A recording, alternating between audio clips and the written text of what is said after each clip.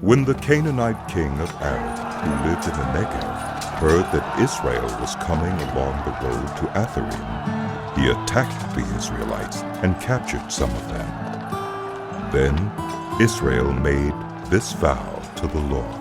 If you will deliver these people into our hands, we will totally destroy their cities. The Lord listened to Israel's plea and gave the Canaanites over to them. They completely destroyed them and their towns, so the place was named Hormah. They traveled from Mount Hor along the route to the Red Sea to go around Edom. But the people grew impatient on the way. They spoke against God and against Moses and said, "Why have you brought us up out of Egypt to die in the wilderness? There is no bread, there is no water, and we detest this miserable food." Then the Lord sent venomous snakes among them. They bit the people, and many Israelites died. The people came to Moses and said, "We sinned when we spoke against the Lord and against you. Pray that the Lord will take the snakes away from us." So Moses prayed for the people.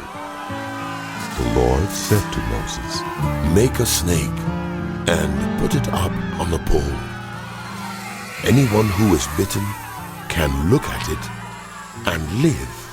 So Moses made a bronze snake and put it up on a pole.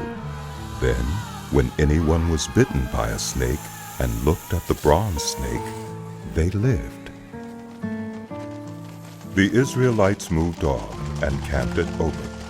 Then they set out from Oboth and camped in Abarim in the wilderness that faces Moab toward the sunrise. From there they moved on and camped in the Zered Valley. They set out from there and camped alongside the Arnon, which is in the wilderness extending into Amorite territory. The Arnon is the border of Moab, between Moab and the Amorites. That is why the book of the wars of the Lord says, Zahab and Suphah and the ravines, the Arnon and the slopes of the ravines that lead to the settlement of Ar and lie along the border of Moab. From there they continued on to Beor, the well where the Lord said to Moses, "Gather the people together, and I will give them water." Then Israel sang this song. Spring up, O well, sing about it, about the well that the princes dug, that the nobles of the people sank, the nobles with scepters and staffs. Then they went from the wilderness to Mattanah, from Mattanah to Nahaliel, from Nahaliel to Bamoth, and from Bamoth to the valley in Moab, where the top of Pisgah overlooks the wasteland. Israel sent messengers to say to Sihon, king of the Amorites, "Let us pass through your country. We will not turn aside into any field or vineyard, or drink water from any well. We will travel along the king's highway until we have passed through your territory." But Sihon would not let Israel pass through his territory. He mustered his entire army and marched out into the wilderness against Israel. When he reached Jahaz, he fought with Israel. Israel, however, put him to the sword and took over his land from the Arnon to the Jabbok, but only as far as the Ammonites, because their border was fortified. Israel captured all the cities of the Amorites and occupied them, including Heshbon and all its surrounding settlements. Heshbon was the city of Sihon, king of the Amorites, who had fought against the former king of Moab, and had taken from him all his land, as far as the Arnon.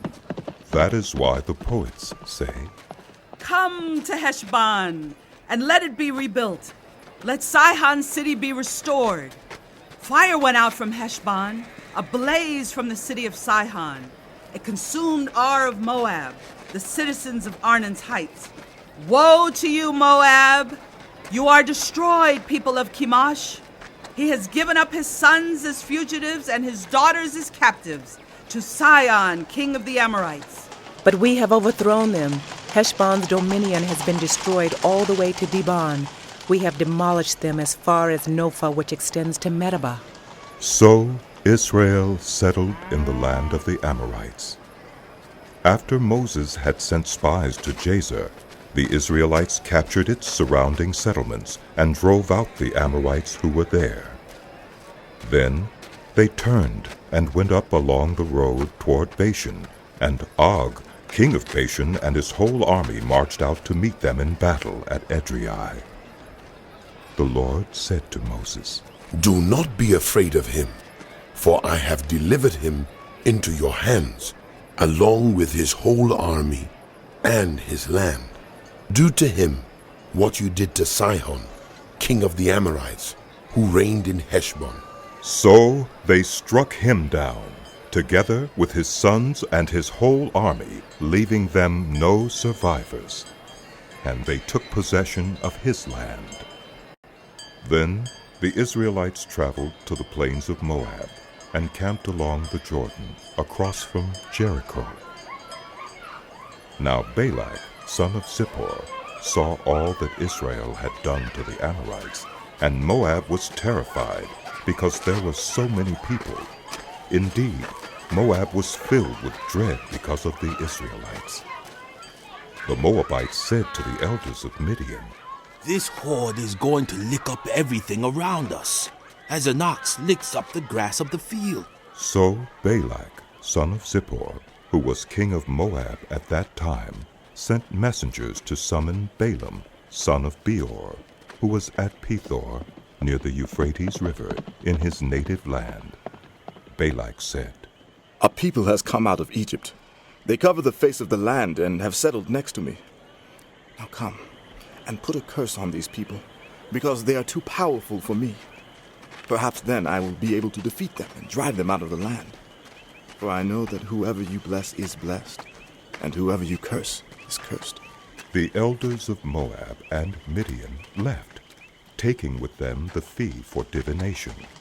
When they came to Balaam, they told him what Balak had said. Spend the night here, Balaam said to them, and I will report back to you with the answer the Lord gives me.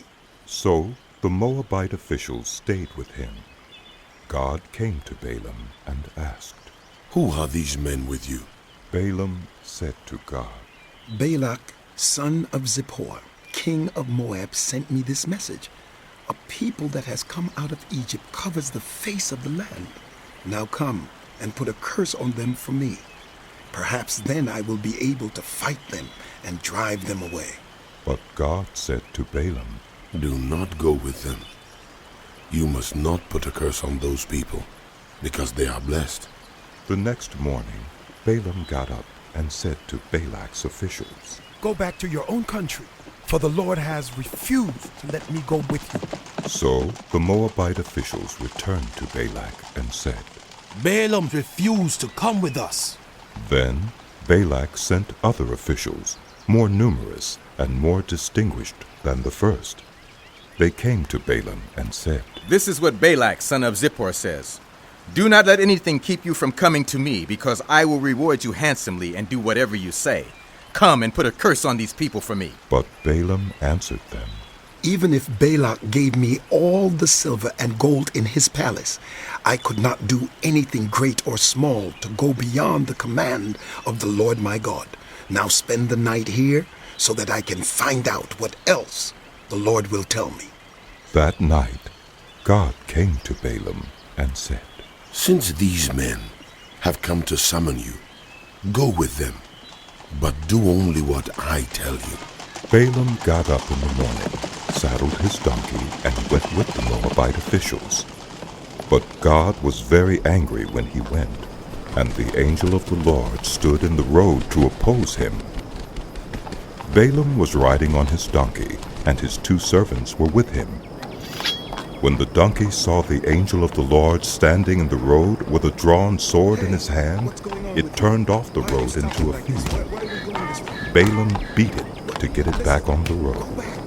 Then the angel of the Lord stood in a narrow path through the vineyards, with walls on both sides.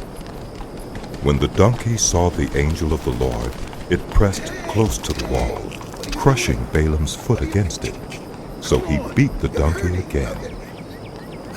Then The angel of the Lord moved on ahead and stood in a narrow place where there was no room to turn either to the right or to the left.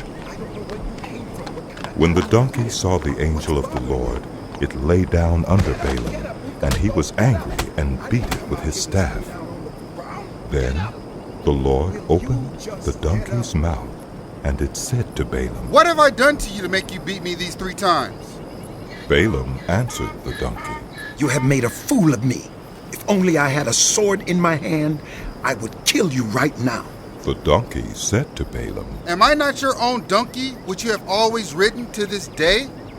Have I been in the habit of doing this to you?" No, he said. Then the Lord opened Balaam's eyes, and he saw the angel of the Lord standing in the road with his sword drawn. So he bowed low and fell face down. The angel of the Lord asked him, "Why have you beaten your donkey these 3 times? I have come here to oppose you because your path is a reckless one before me. The donkey saw me and turned away from me these 3 times. If it had not turned away, I would certainly have killed you by now, but I would have spared it." Balaam said to the angel of the Lord, I have sinned. I did not realize you were standing in the road to oppose me. Now, if you are displeased, I will go back. The angel of the Lord said to Balaam, "Go with the men, but speak only what I tell you." So Balaam went with Balak's officials. When Balak heard that Balaam was coming, he went out to meet him at the Moabite town on the Arnon border, at the edge of his territory. Balak said to Balaam, Did I not send you an urgent summons? Why didn't you come to me? Am I really not able to reward you? Well, I have come to you now. Balaam replied, But I can't say whatever I please. I must speak only what God puts in my mouth. Then Balaam went with Balak to Kiriath Huzoth. Balak sacrificed cattle and sheep, and gave some to Balaam and the officials who were with him. The next morning Balak took Balaam up to Bamoth Baal, and from there he could see the outskirts of the Israelite camp.